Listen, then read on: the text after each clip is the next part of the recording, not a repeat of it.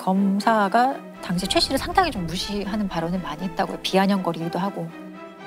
네가 남자를 불구로 만들었으면 책임을 져야지라는 얘기도 하고, 둘이 결혼하면 모든 것이 해결될 텐데 왜 이렇게 문제를 크게 만드느냐라는 얘기를 많이 했고, 그러니까 1964년 5월 6일에 있었던 김해 혀 절단 사건이라고 이름을 붙여봤어요. 당시 만 19세이던 최말자라는 여성에게 발생한 사건 이야기입니다. 당시에 이 여성이 그 친구들과 좀 집에서 놀다가 친구들을 좀 데려다 주기 위해서 집을 나섰는데 생년부지의 21살 노 씨를 이제 만나게 됩니다. 근데 그 노 씨가 자꾸 뭐 엉뚱한 얘기를 하고 해서 조금 이 최 씨가 본능적으로 친구들한테 좀 위협이 될 수 있겠다라고 판단을 했던 것 같아요. 그래서 친구들을 좀 안전하게 귀가시켜줘야 된다는 책임감에 할 말 있으면은 친구들 말고 나한테 얘기하라 이런 식으로 얘기를 하고 노 씨가 저쪽까지 좀 길을 같이 가달라는 요청을 해서 함께 좀 걸어가게 돼요. 노 씨와 최 씨만 현장에 남았던 거예요. 그래서 갑자기 이제 노 씨가 최 씨를 강간하기 위해서 바닥에 넘어뜨리고 강제로 키스를 하려고 막 시도를 해요. 최 씨는 이 과정에서 엄청나게 저항을 하는데 그럼에도 불구하고 노 씨는 멈추지 않고 계속 강간 시도를 하면서 3번 정도 바닥에 쓰러뜨리고, 근데 마지막 시도에서 이 최 씨는 이렇게 하면 내가 죽겠다라는 생각이 들어서 그 노 씨가 강제로 키스하려는 그 순간에 노 씨의 혀를 깨물어서 혀의 1.5cm가 절단이 되는 이제 사고가 발생을 하게 돼요. 근데 이때부터 사실은 좀 기가 막힌 일들이 발생을 하게 되는데, 혀가 잘린 이 노 씨는 최 씨와 최 씨 가족들에게 찾아와서 이렇게 혀가 잘리게 된 것도 인연인데 결혼을 하자라고 제안을 합니다. 최 씨는 너무 황당하죠. 그래서 강하게 이제 최 씨가 반발을 하니까 이제는 치료비와 위자료를 내놔라라고 하면서 좀 더 이제 협박을 하기 시작하고, 급기야 이제 최 씨의 집에 들어와서 흉기를 들고 협박을 하기도 하고요. 좀 자신을 병으로 만들었으니 널 죽일 거다 이런 식으로 이제 협박까지 하게 되는 상황에 이르러요. 적반하장이네요. 네. 그래서 결국에 이제 최 씨가 이 노 씨를 강간 미수로 경찰에 고소를 하고요. 근데 고소를 했더니 진짜 이 적반하장격으로 이 노 씨는 이 최 씨를 상대로 중상해죄로 맞고소를 합니다. 그래서 다행히 뭐 경찰에서는 최 씨가 했던 그 혈 절단 행위를 정당방위로 판단을 하고 처벌해서는 안 된다는 취지로 사실은 검찰에 넘겨요. 이 노 씨의 행위는 강간 미수죄로 검찰에 송치를 했습니다. 근데 여기까지는 일반적인 처리 절차라고 생각이 드는데 이제 기막힌 일은 검찰에서부터 일어나요. 검찰에서 갑자기 최 씨를 구속을 합니다. 네? 네, 최 씨 이 여성을 구속을 해요. 중상해죄를 이제 범한 피의자로 보고 갑자기 구속을 하거든요. 이게 구속 사유가 되나요? 뭐죠, 뭐 이게? 도주의 우려가 있는 것도 아니고. 사실 구속의 사유가 지금도 좀 명확하지 않는데, 이 강간 미수를 범한 이 노 씨는 구속되지 않고 최 씨는 구속 상태로 이제 조사를 받는 상황이 됐거든요.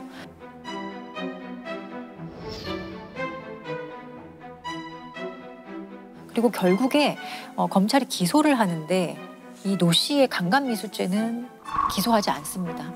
노 씨는 그 최 씨에 대해서 협박했던 것, 특수협박, 특수주거침입 정도로만 기소가 되고, 그래서 결국에 이 강간 미수죄의 피해자였던 최 씨가 중상해죄 이제 피고인이 돼서 최 씨와 노 씨가 함께 나란히 재판을 이제 받게 됩니다.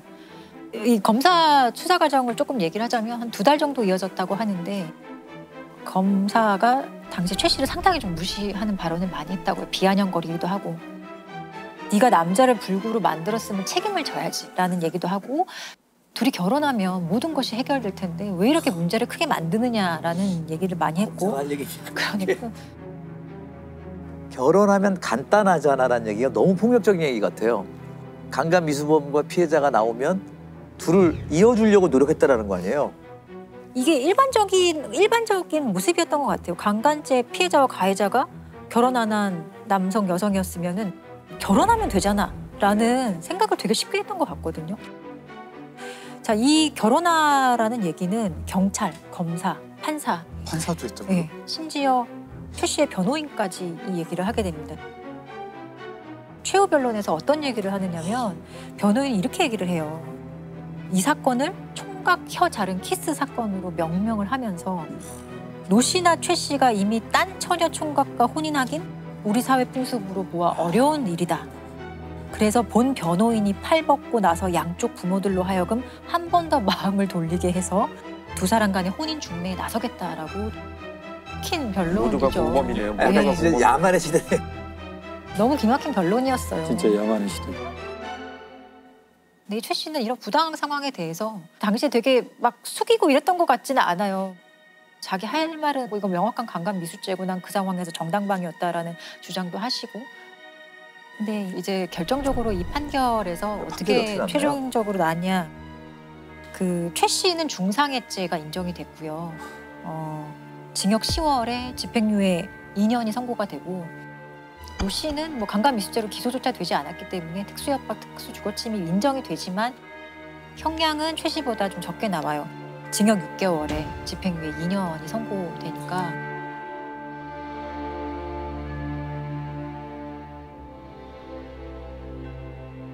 그래서 왜 정당방위가 되지 않느냐라는 판결의 이유를 조금 제가 읽어드릴 텐데 이 정당방위 사건, 혀 절단 사건의 정당방위는 사실 법조인이라면은 이걸 모를 수 없는 판결이에요. 그 정도로 유명한 정당방위 판결이고 사실 그 이유가 지금으로서는 상당히 납득하기 어렵고 저는 당시의 기준으로도 좀 잘못됐다라고 생각을 하는데 일단 최 씨가 범행 장소까지 노 씨와 함께 따라간 것 자체가 아주 자유로운 의사에 의해서 간 것이다. 뭐 질질 끌고 갔거나 강압적으로 데려가거나 이런 거 아니지 않느냐라는 얘기고요. 그리고 심리적으로 살피면 사춘기에 있는 최 씨가 만 19살이라고 했잖아요.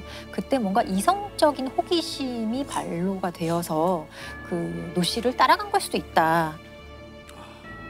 그래서 노 씨가 아주 대담하게 강제 키스를 시도할 정도였다면 최소한 최 씨가 그 도의적인 책임이 있다라는 황당한 얘기를 합니다.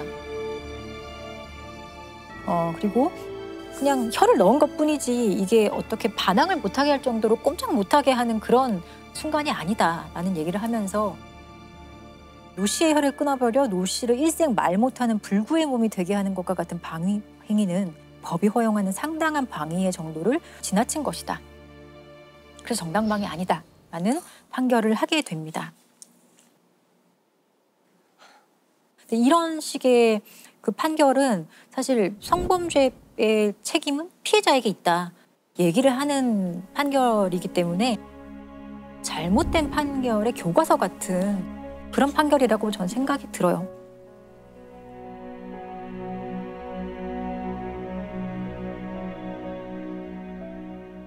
최 씨가 수감생활 마치고 이제 집으로 돌아왔는데도 이렇게 좀 따뜻하게 최 씨를 맞아주거나 그러지 못했어요. 가족들도 그렇죠. 이웃들도.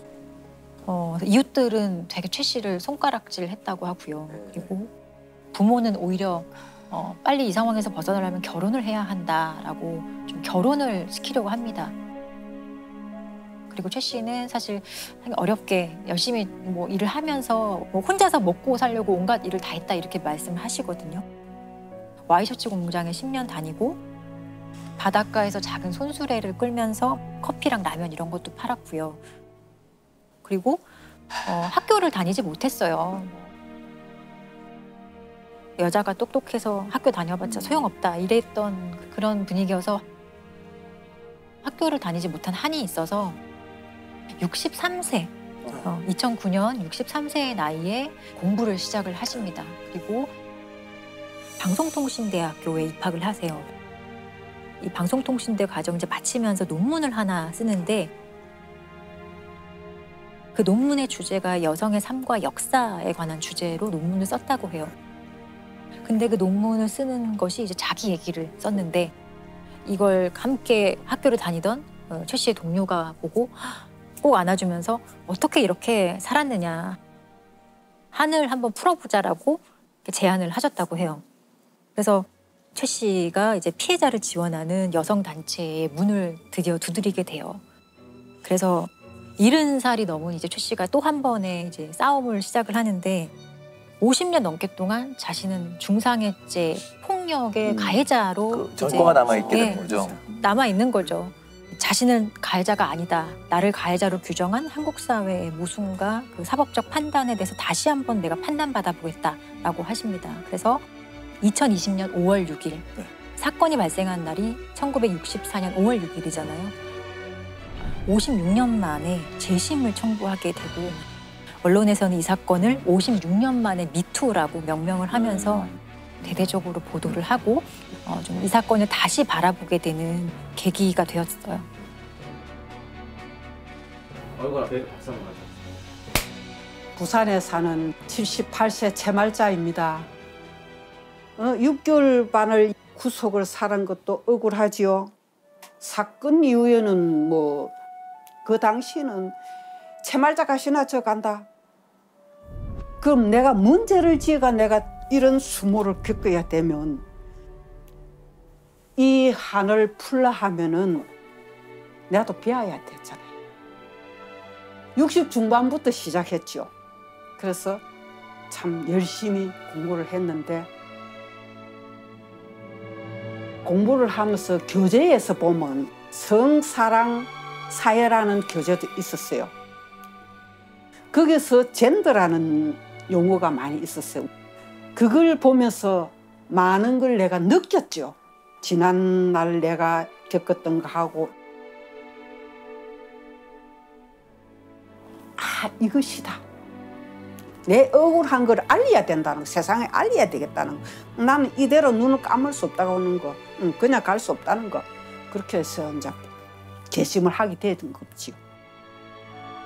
근데 안타깝게도 재심은 부산지방법원에서 재심 개시가 되지 않았어요. 기각 결정이 났고요. 예, 최 씨 측은 다시 한번 항고를 하고요. 네. 항고도 또 기각이 됐어요.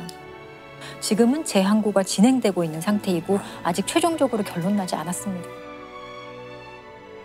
그 재심은 사실 정말 까다롭다는 거 다들 아실 거예요.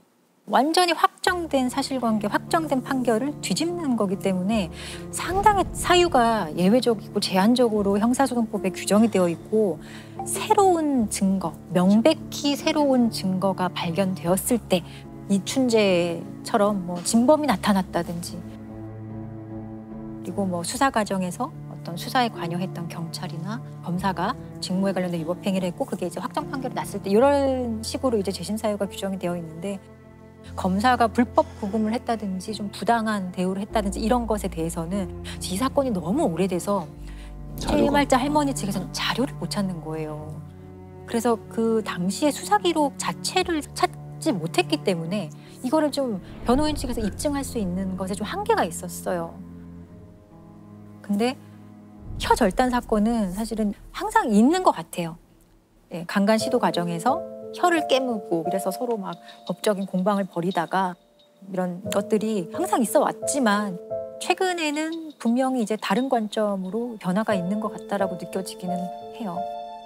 이 최 씨 할머니가 재심을 청구한 이후에 2020년 7월에 발생했던 사건인데 부산 이제 황령산에서 똑같은 혀 절단 사건이 발생을 하거든요.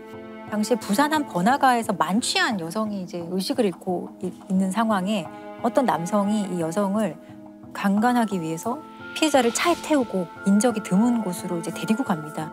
거기서 이제 강제로 막 키스를 하고 성폭행 시도를 하거든요. 근데 그 과정에서 이 여성이 이제 의식을 차리고 혀를 깨물어요.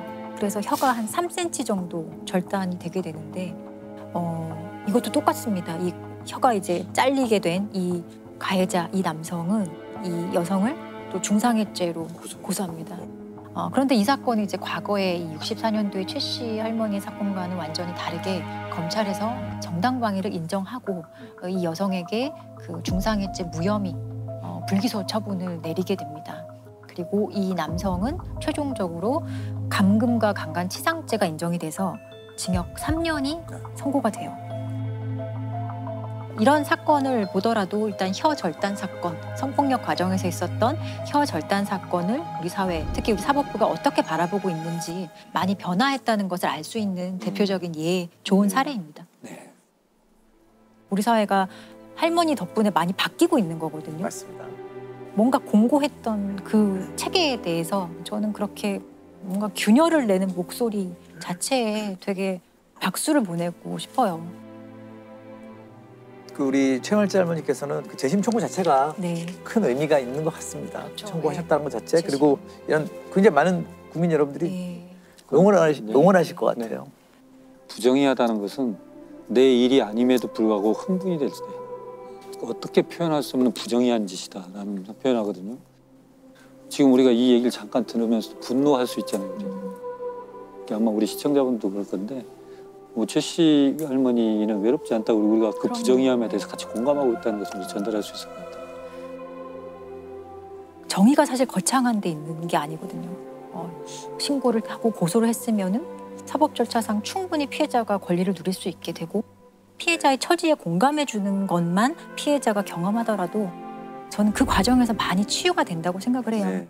근데 이제는 함께 해주는 사람들이 많다.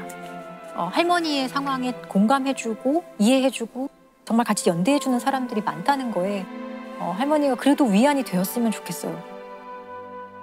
지금도 보면은 성피해자들이 인권을 존중해주지 않으니까 이 나와봐야 그 수모를 겪기 힘드니까 나오지를 못하는 거예요.